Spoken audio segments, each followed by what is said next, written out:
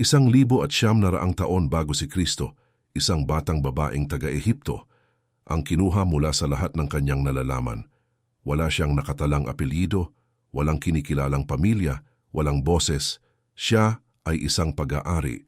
Ngunit ang babaeng ito na walang katayuan, walang karapatan, at walang pag-asa, ay nakatanggap ng isang bagay na walang patriarka o propeta ang nakatanggap bago siya. Isang harapang pakikipagtagpo sa Anhudo Senyor at ang karangalan na maging unang tao sa Eskrituras na nagbigay ng pangalan sa Deus. Bago magpatuloy sa video, nais mo bang palakasin ang iyong buhay panalangin at makatulong pa sa paglago ng aming channel? Naghanda ako ng isang materyales na may higit sa 50 espesyal na panalangin upang gabayan ka. I-click ang link sa description at tulungan ang aming proyekto na ikalat ang palabra de Cristo. Isipin ang sinaunang Ehipto noong mga 1,900 taon bago si Kristo. Isang sibilisasyon ng mga monumental na piramide ng mga farao na itinuturing na mga buhay na Diyos. Ng isang estrukturang panlipunan na kasingtigas ng mga batong nagtayo sa kanilang mga templo.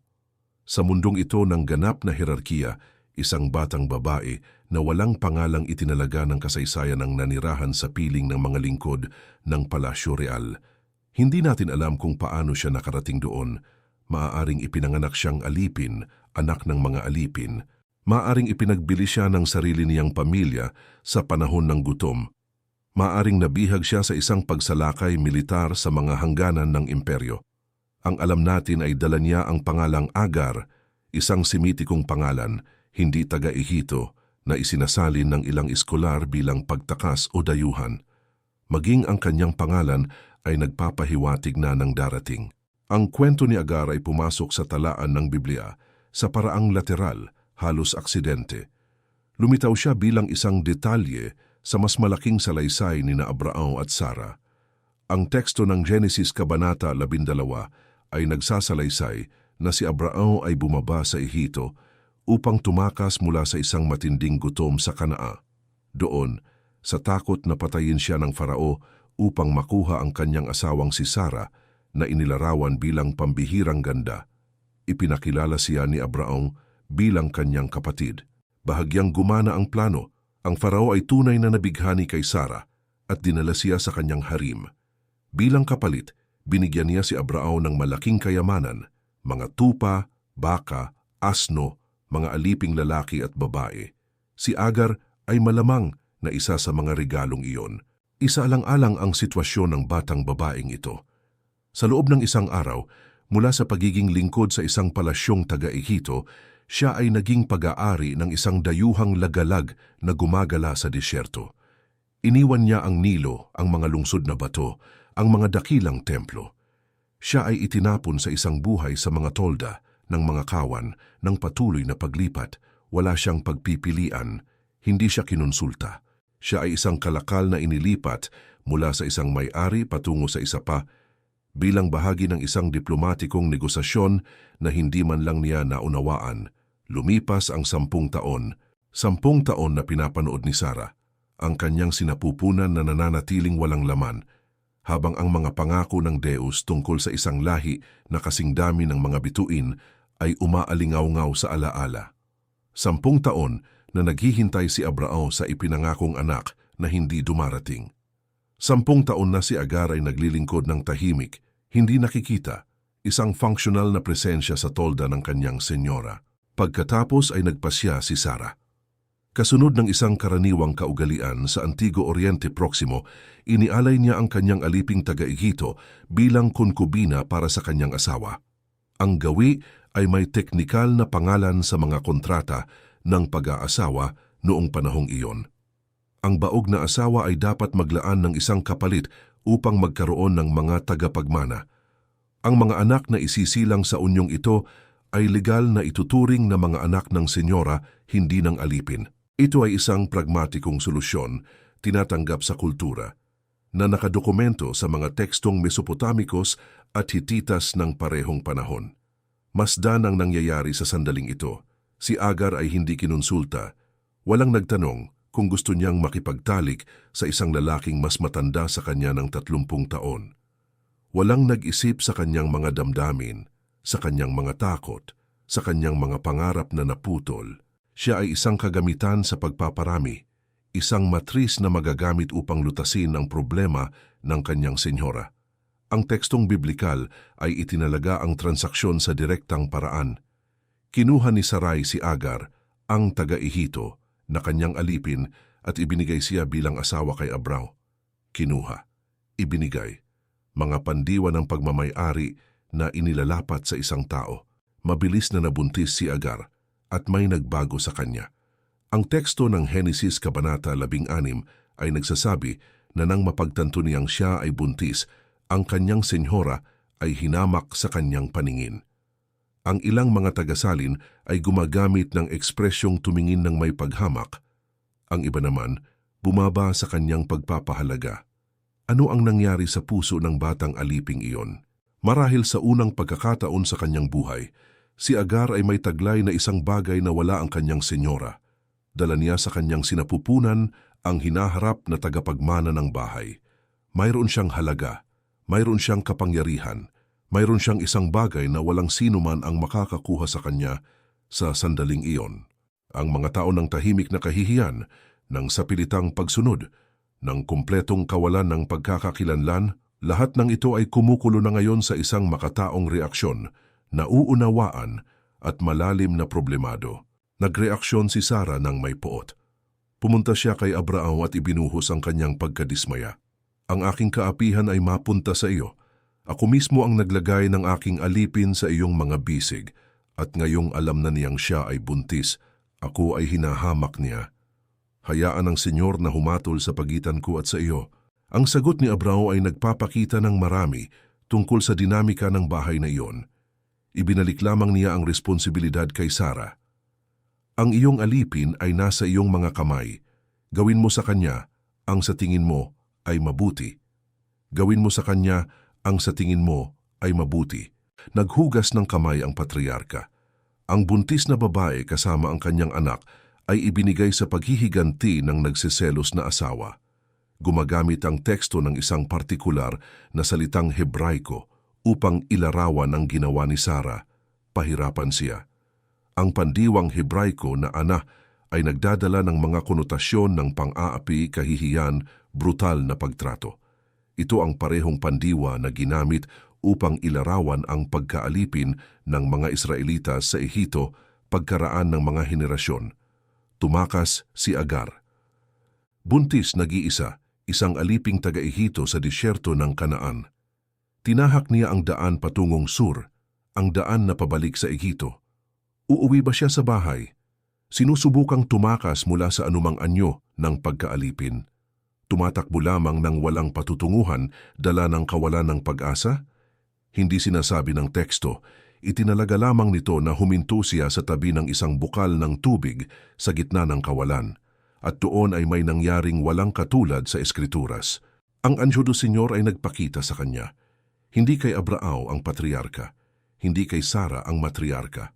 Sa kanya, sa tumatakas na alipin, sa babaeng walang katayuan, walang legal na proteksyon, walang anumang kahalagahan sa paningin ng lipunan.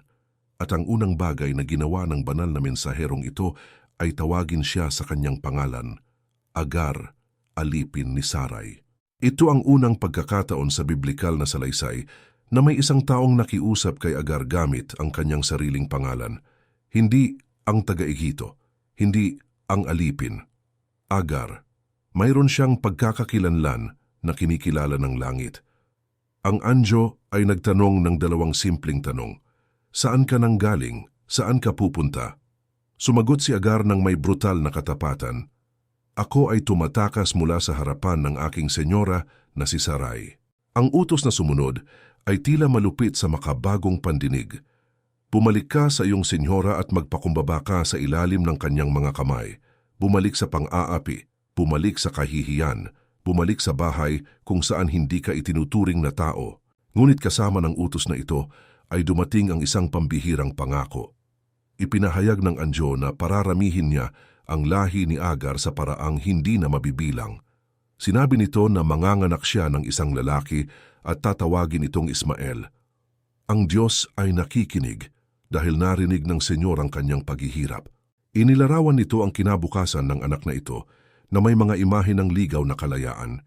Siya ay magiging parang isang mailap na asno, nabubuhay ng malaya, ang kanyang kamay ay laban sa lahat. Ang kamay ng lahat ay laban sa kanya, nananahan sa harap ng lahat ng kanyang mga kapatid. Isipin mo ito. Ang isang aliping walang karapatan ay nakatanggap ng isang pangako ng lahi na umalingaw-ngaw sa mga pangakong ibinigay kay Abrao mismo. Ang isang babae na itinuturing ng lipunan na disposable na pag-aari ay narinig na ang kanyang anak ang magiging simula ng isang bansa. At pagkatapos ay ginawa ni Agar ang isang bagay na wala pang tao ang nakagawa bago siya sa Eskrituras. Binigyan niya ng pangalan ang Deus. Ikaw ang Deus na nakakakita sa pahayag niya, sa Hebraiko El Roi, at idinagdag niya, nakita ko ba ang isa na nakakakita sa akin? El Roi, ang Deus na nakakakita. Si Agar ang hindi nakikita, ang hinamak ang tumatakas. Pinangalanan niya ang divino. Kinilala niya na sa sandali ng kanyang pinakamalaking kawalan ng tulong, noong walang mata ng tao ang nagmamalasakit sa kanya, mayroong isang titig na nakatagpo sa kanya. Isang Deus na nakakakita sa mga buntis na alipin na umiiyak sa disyerto. Isang Deus na nakikinig sa tahimik na sigaw ng mga walang boses. Bumalik siya. Bumalik siya sa bahay ni na Abrao at Sara. Bumalik sa pagkaalipin. Bumalik sa kahihiyan. Ngunit bumalik siyang iba na. Bumalik siyang dala ang katiyakan na ang Deus na nakakakita ay nakatitig sa kanya. Ipinanganak si Ismael. Si Abrao ay 86 na taong gulang na. Sa loob ng 13 taon, ang batang ito ang tanging anak ng patriarka. Sa loob ng 13 taon, si Agar ay sumakop sa isang malabong posisyon sa bahay, alipin, ngunit ina ng tagapagmana. Hindi nakikita ngunit kailangan. Pagkatapos ay nabuntis si Sara. Laban sa lahat ng biolohikal na posibilidad, siya ay 70 taong gulang, si Abrao ay 100. Dumating ang ipinangakong anak, ipinanganak si Isake, at sa kanyang pagsilang, ang posisyon ni Agar at Ismael ay nagbago ng husto. Ang teksto ng Genesis Kabanata 21 ay nagtatala ng isang piging ng pagawat sa suso para kay Isake. Sa panahon ng selebrasyon, nakita ni Sara si Ismael na ngayon ay isang teenager na may edad na 14 na taon na gumagawa ng isang bagay na lubos na bumagabag sa kanya.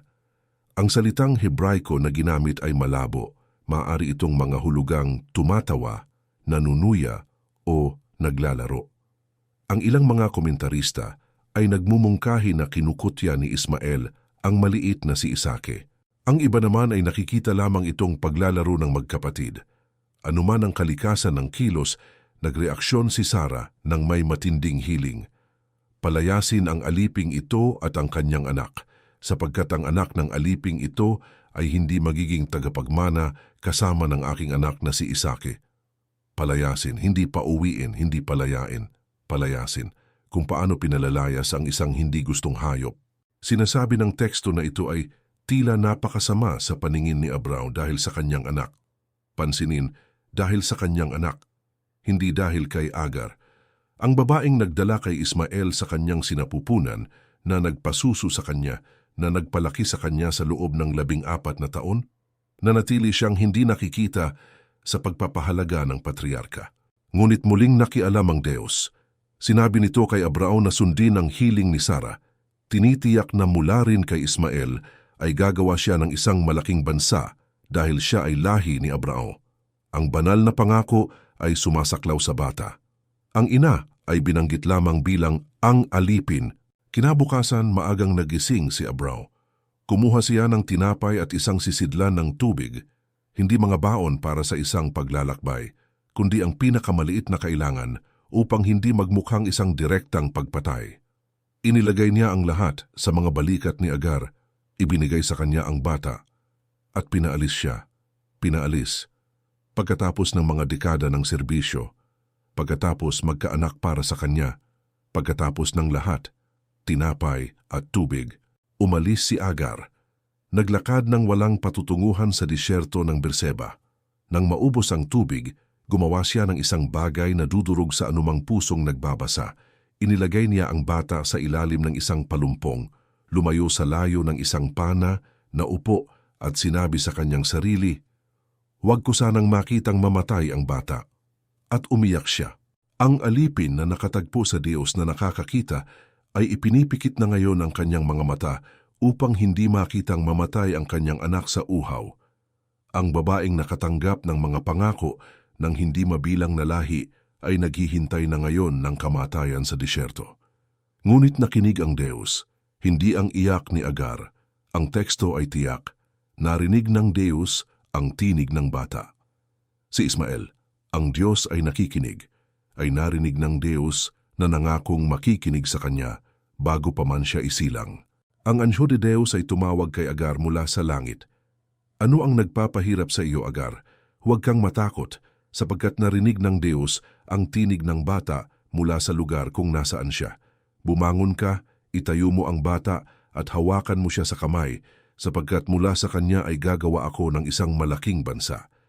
At pagkatapos ay binuksan ng Diyos ang kanyang mga mata. May isang balon ng tubig doon.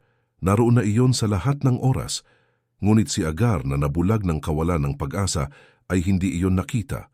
Ang Diyos na nakakakita ang nagbukas ng mga mata ng babaeng hindi nakakakita. Pinuno niya ang sisidlan, pinainom niya ang bata, sila ay nakaligtas. Lumaki si Ismael sa disyerto ng Para. Naging isang mamamana. Si Agar, ang aliping taga-Ehipto, ay nakahanap para sa kanya ng isang asawang taga-Ehipto. Ang babaeng kinuha mula sa Ehipto ay tiniyak na ang kanyang anak ay makakonekta sa kanyang mga ugat. At ang mga lahi ni Ismael ay dumami, tinutupad ang pangakong ibinigay sa batang tumatakas na iyon sa tabi ng isang bukal sa daan ng sur. Ngunit hindi lamang si Agar. Hindi lamang siya ang alipin na ang katawan ay ginamit upang lutasin ang mga problema sa pagbubuntis sa bahay ng mga patriarka. Hindi lamang siya ang babaeng hindi nakikita sa mga biblikal na salaysay. Isipin sina Zilpa at Bila. Nang si Hako, apo ni Abrao, ay nag-asawa kina Leah at Raquel, ang bawat isa sa mga asawa ay nakatanggap ng isang lingkod bilang regalo mula sa kanilang amang si Labaw. Si Zilpa ay napunta kay Leah, si Bila ay napunta kay Raquel, at nang tumindi ang kompetisyon para sa mga anak sa pagitan ng dalawang magkapatid, ang mga lingkod na ito ay inialay bilang mga konkubina. Si Raquel na dismayado sa kanyang pagiging baog ay nagsabi kay Hako, "Narito ang aking lingkod na si Bila, makisama ka sa kanya upang siya ay manganak sa aking mga tuhod, at ako rin ay magkaroon ng mga anak sa pamamagitan niya." Ang ekspresyong "sa aking mga tuhod" ay teknikal. Nangangahulugan ito na legal na ang mga anak ay kay Raquel, hindi kay Bila. Isinilang ni Bila sina Dan at Naphtali. Si Leah, nang makitang huminto na siya sa pagbubuntis, ay inialay si Zilpa. Isinilang ni Zilpa sina Gade at Aser. 4 sa 12 tribo ng Israel, 4 sa mga patriarka na magbibigay ng pangalan sa bayan ng Diyos, ay ipinanganak mula sa mga alipin na walang pagpipilian. Wala sa kanila ang binanggit sa eskrituras na nagsasalita ng kahit isang salita. Hindi natin alam ang kanilang naramdaman. Hindi natin alam kung umiyak sila sa mga gabi matapos ibigay sa isang lalaking hindi sila mahal. Hindi natin alam kung nangarap sila ng kalayaan. Ang tekstong biblikal ay itinuturing sila bilang mga funksyonal na instrumento, mga matris na magagamit sa isang digmaan ng pagbubuntis sa pagitan ng dalawang magkapatid. Bila at Zilpa, ang kanilang mga pangalan ay nangangahulugan ayon sa pagkakasunod, walang alalahanin at isang patak na kakatawa. Ang isa ay anumang bagay maliban sa walang alalahanin. Ang isa naman ay higit pa sa isang patak. Siya ay isang bukal ng 4 na tribo. At hindi lamang mga domestikong alipin ang nanirahan sa sinaunang mundo. May isa pang kategorya na mas brutal pa, ang mga babaeng nabihag sa digmaan. Ang Deuteronomio Kabanata 21 ay nagpapanatili ng isang partikular na batas tungkol sa paksang ito. Kapag ang mga Israelitas ay lumabas para sa pakikipaglaban at ibinigay ng Senyor ang kanilang mga kaaway sa kanilang mga kamay, kung ang isang lalaki ay makakita sa mga bihag ng isang magandang babae at ninais niya ito, maaari niya itong kunin bilang asawa. Ngunit mayroong isang proseso. Ang babae ay dapat dalhin sa bahay ng sundalo. Doon, kakalbuhin niya ang kanyang ulo, puputulin ang kanyang mga kuko, huhubarin ang kanyang mga damit ng bihag, at iiyakan ang kanyang ama at ina sa loob ng isang buong buwan. Pagkatapos lamang ng panahong ito ng pagluluksa, maaring lumapit ang lalaki sa kanya bilang asawa. Ano ang kahulugan ng ritual na ito? Pinagdedebatehan ito ng mga scholar. Ang ilan ay nakikita ito bilang isang pagtatangka na gawing makatao ang proseso, bigyan ng babae ng oras upang iproseso ang pagkawala ng kanyang pamilya, ng kanyang kultura, ng kanyang dating pagkakakilanlan. Ang pag-ahit ng ulo at pagputol ng mga kuko ay nagmamarka ng isang transisyon. Tumitigil na siya sa pagiging kung sino siya upang maging bahagi ng Israel. Ang mga damit ng bihag ay pinapalitan ng mga bagong damit, isang pagkakakilanlan ng binubura upang ang isa ay maitayo. Ang iba naman ay nakikita ito bilang isang pagtatangka ng proteksyon. Sa maraming sinaunang kultura, ang mga babaeng nabihag sa digmaan ay ginagahasa agad, itinuturing na disposable na samsam. Ang batas Deuteronomica ay nagpataw ng isang obligadong paghihintay. Sa loob ng 30 araw, ang pagnanasa ng sundalo ay sa pilitang pinalalamig. Ang babae ay may oras upang ipakita ang kanyang pagkatao, upang makita bilang isang tao, hindi lamang bilang isang katawan. Ang ilang mga lalaki, pagkatapos ng panahong ito, marahil ay sumusuko na. Ang iba naman, marahil ay nakabubuo ng isang bagay na higit pa sa hilaw na pagnanasa. Itinatag din ng batas ang mga hangganan pagkatapos. Kung ang lalaki, matapos makipagtalik sa asawa, ay hindi na nasiyahan sa babae, hindi niya ito maaaring ibenta bilang alipin. Hindi niya ito maaaring maltratuhin. Dapat niya itong hayaang umalis ng malaya. Dahil hinamak mo siya. Kinikilala ng teksto na may kahihiyan sa proseso, kahit na ito ay may regulasyon. Ihambing ito sa nangyayari sa ibang mga bansa. Ang mga Asiryos ay tinutusok ang mga babaeng nabihag. Ang mga Babilonyos ay ipinamamahagi sila sa mga sundalo bilang pansamantalang gantimpala. Ang mga Kananeos ay iniaalay sila bilang sakripisyo sa mga Diyos tulad ni Moloke. Sa loob ng brutal na konteksto ng Antigo Oriente Proximo, ang batas ng Israel ay kumakatawan sa isang pagtatangka na magpataw ng mga etikal na hangganan kung saan walang mga hangganan. Hindi nito ginagawang katanggap-tanggap ang gawi sa makabagong paningin. Walang anumang dami ng regulasyon ang nagpapabago sa sapilitang pagbihag sa isang babae upang maging isang bagay na makatarungan. Ngunit nagpapakita ito ng isang patuloy na tensyon sa Eskrituras. Ang Diyos na gumagawa sa loob ng mga di-perpektong kultura, unti-unting ginagalaw ang mga puso patungo sa isang bagay na mas mabuti nang hindi agad winawasak ang buong kaayusang panlipunan. Ang aklat ng Numeros Kabanata 31 ay nag-aalok ng isang nakababahalang istatistikal na sulyap. Matapos ang isang labanan laban sa mga Midianitas, ang mga Israelitas ay nakabihag ng 32,000 birhen, 32,000, mga batang babae at mga dalaga na hindi pa nakakakilala ng lalaki ay hinati sa pagitan ng mga sundalo at ng kongregasyon. Sila ay itinuring na samsam ng digmaan kasama ng mga tupa, baka at mga asno. Mga nakamamanghang numero, 32,000 tadhana na naputol, 32,000 kwento na pinatahimik, ngunit may kabilang panig ang baryang ito. Sa loob ng sistemang Israelita, ang mga babaeng bihag na ito ay may mas maraming proteksyon kaysa sa anumang karatig bansa. Sila ay isinasama sa komunidad. Ang kanilang mga anak ay itinuturing na ganap na Israelitas. Kung maltratuhin, may karapatan sila sa kalayaan. Kung mamatay ang kanilang mga Panginoon, hindi sila automatikong ibinebenta o itinatapon. Ang batang Israelita na nabihag ng mga Siryos at dinala bilang lingkod sa bahay ni na ama, ang general, ay naglalarawan ng dinamikong ito sa baligtad na paraan.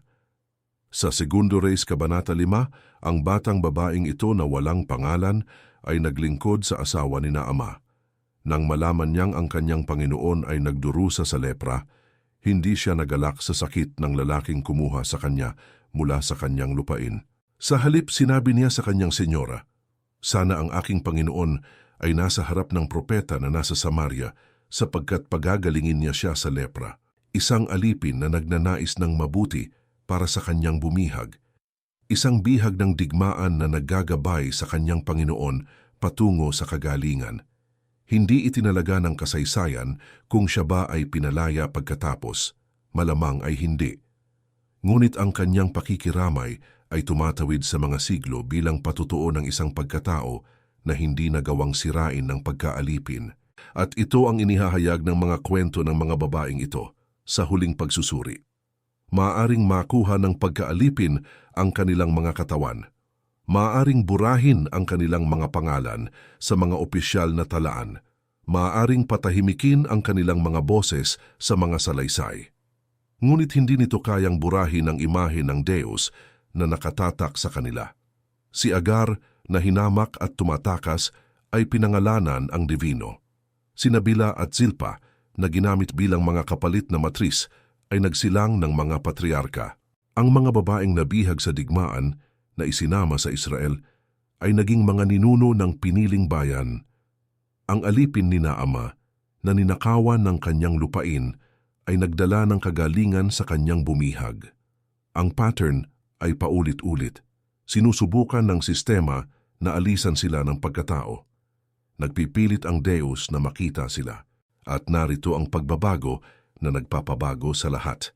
Nang sumulat si Apostol Paulo sa mga Galatas, pagkalipas ng mga siglo, ginamit niya mismo ang kwento ni na Agar at Sara bilang isang alegorya. Si Agar, ang alipin, ay kumakatawan sa tipan ng Sinai, ang batas na nagbubunga ng pagkaalipin. Si Sara ang malaya ay kumakatawan sa tipan ng pangako, ang biyaya na nagpapalaya. Ngunit ano ang sinasabi ng Eskritura? Tanong ni Paulo. Palayasin ang aliping babae at ang kanyang anak, sapagkat sa anumang paraan, ang anak ng alipin ay hindi magmamana kasama ng anak ng malaya. Mga malupit na salita, tila isang huling kumpirmasyon ng pagtanggi kay Agar. Ngunit masdan ang ginawa ni Paulo pagkatapos, ipinahayag niya, "Tayo, mga kapatid, ay mga anak ng pangako tulad ni Isake." Ang pagbabago ay ito, ang mga naging alipin, hindi dahil sa pagkaalipin sa tao, kundi dahil sa batas, sa kasalanan, sa imposibilidad na iligtas ang sarili, ay pinalalaya ng pangako. Ang parehong Deus na nakakita kay Agar sa disyerto ay nakakakita sa bawat taong inaalipin ng bigat ng kanyang sariling kalagayan. At si Kristo, ang ipinangakong lahi ni Sara sa pamamagitan ni Isake, ay nagdala ng kalayaan para sa lahat ng mga alipin mula sa anumang uri ng pagkaalipin. Hindi pinapaamo ng Ebanghelyo ang kwentong ito. Hindi ito nagpapanggap na hindi umiral ang pagkaalipin. Hindi nito binubura ang mga luha ni Agar, ni ang katahimikan ni Bila at Zilpa, ni ang trauma ng 32,000 birheng Midianitas. Ngunit tinatawid nito ang mga kwentong ito ng may isang nagbabagong katotohanan. Kay Kristo, walang alipin o malaya, walang lalaki o babae. Ang lahat ay iisa. Namatay si Agar sa disyerto ng Para. Hindi natin alam kung kailan. Hindi natin alam kung paano. Ang kanyang libingan, kung nagkaroon man siya nito, ay nilamon na ng mga buhangin. Ngunit ang kanyang pangalan ay nananatili sa Eskrituras bilang unang tao na nagpangalan sa Deus. El Roi, ang Deus na nakakakita. At siya ay nakakakita pa rin. Nakikita ang mga hindi nakikita. Nakikita ang mga pinatahimik. Nakikita ang mga